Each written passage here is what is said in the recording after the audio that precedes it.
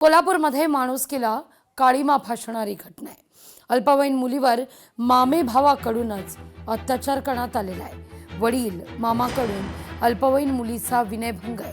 शाहूपुरी पोलिसांकडून आरोपी वडील आणि मामाला अटक करण्यात आली आहे। 5 वर्षांपासून हा सगळा छळ सुरू होता अशी आईच्या तक्रारीनंतर बाब स्पष्ट आहे।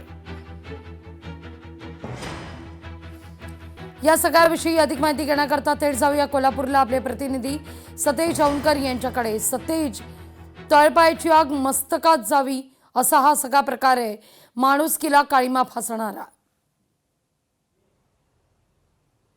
नक्कीच आपण पाहतोय की ही एक चिमुरडी होती आणि त्या चिमुरडीवरती त्यांच्याच नातेवाईकांनी खरं तर विनयभंग आणि अत्याचार केल्याची घटना आहे ती कोल्हापुरात समोर आली आहे। गेल्या जवळपास 5 वर्षापासून हा सगळा प्रकार घडत होता आणि कोल्हापूर शहरातील विविध ठिकाणी ह्या ठिकाणी खरं तर या कुटुंबियांनी तिच्यावरती अत्याचार केला। अखेर त्या पीडितेच्या आईनं काल संध्याकाळी साधारणतः शाहूपुरी पोलीस स्टेशनमध्ये ही तक्रार दिलेली आहे। आणखीन त्यांच्या नातेवाईकांना देखील अटक केल्याची माहिती जी आहे ती पोलिसांनी दिलेली आहे। त्यांना 2 दिवसाची पोलीस रिमांड देखील देण्यात आलेली आहे।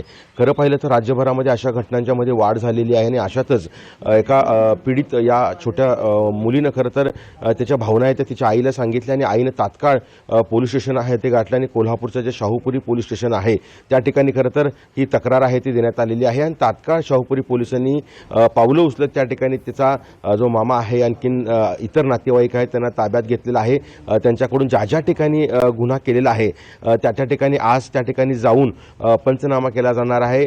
विशेष म्हणजे हे सगळे पंचनामे असतात ते व्हिडिओ रेकॉर्डिंग केले जातात, कारण ज्या ठिकाणी खरं तर ही घटना घडलेली आहे त्या ठिकाणचे सगळे पुरावे गोळा करण्यासाठी आता शाहूपुरी पोलीस आहेत ते साधारणतः त्यांना 11:30 ते 12च्या दरम्यान या ठिकाणी स्पॉट व्हिजिटला घेऊन जाणार आहेत। एकूण पाहिलं तर या घटनेमध्ये खरं तर नातेवाईकांनीच आपल्या जे मुलीला खरं तर अत्याचार आणि विनयभंग केल्यामुळं एक संतापाची लाट उसळल्याचं आपल्याला म्हणता येईल।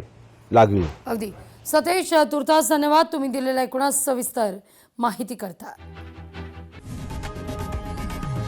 लोकशाही मराठी ऐका, पहा, जागरूक रहा।